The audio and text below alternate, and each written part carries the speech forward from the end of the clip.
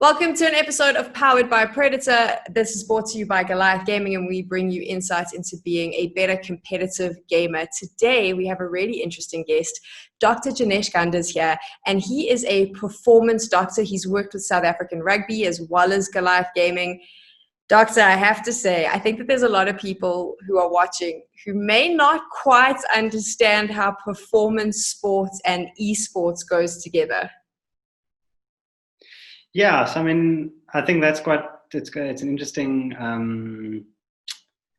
interesting topic, because that's exactly where I sort of fell into this whole thing. So my background is I've done sports medicine. Like I said, I've worked in the traditional sports, rugby, soccer, runners. And then obviously through lockdown, you see a lot of basically the only competitive sport that was going was esports. And I'll have to get my dates right, but I think about a year or two back, esports actually got recognized as an official sport. The definition of an athlete is anyone who's training rigorously for an end goal. Often there's going to be endorsements. So esport athletes are like any other athlete. Just the format of the sport is very different. From a physical point of view, what have you found? How have you been able to assist the likes of Goliath Gaming? Because physically, most of the times an esports athlete is sitting on a chair, they're not moving. Yeah, so I think that's the tricky sort of one with the esports, is that it is something that's done statically almost. There's not too much movement done in the game itself, but when you look at the impact that it has physiologically on the body, again, there's not too much research around it, because it is a bit of a developing field. But you do see a lot of increases in heart rate, in terms of the cognition. They're thinking as hard as the guys in the rugby field. Strategically, they're thinking a lot about what needs to happen. Obviously, the injuries are not as bad. One would obviously pick up more of your wrist and sort of elbow overuse injuries. But from a cognitive and reaction and speed, those elements are all very similar between your esport athletes and your traditional athletes. So if I'm an esports athlete, in terms of, like you said, cognitive responses, speed, I want to get better in game. What do I need to do? Do I come and see you? What is it that you will be able to do to help me perform better? I think it's an interesting one. So from my side, I would be more involved with the diagnosing and treating of the injuries.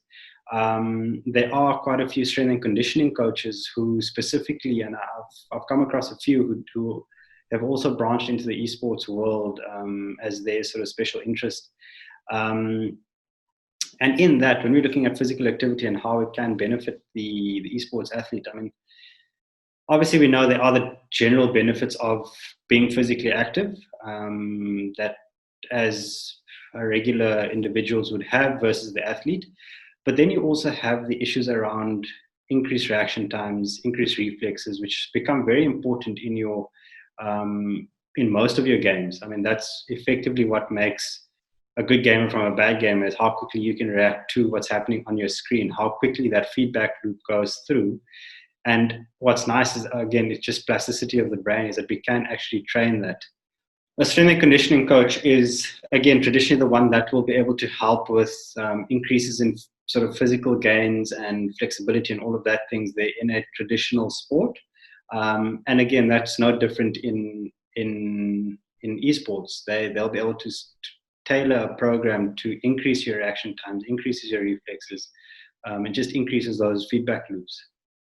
What are some of your suggestions? Because I think things like posture, the chair that you're using, the time behind a screen versus how much actual physical activity you do, these all factor into your performance when you're in a game. What are some of your tips for someone sitting at home to improve all of that and obviously be better when they're competing?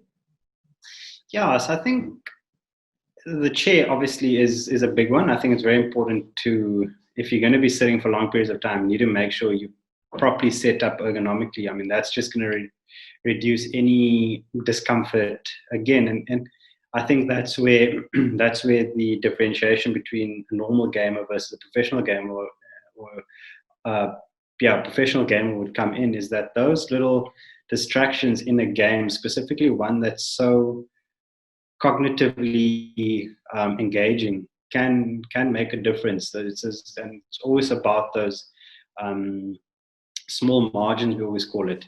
And if you're sitting there with a bit of a twitch in your neck, that's going to distract you from your next shot or moving to the right position. And that's why it's very important to just get those things adequately set up for you.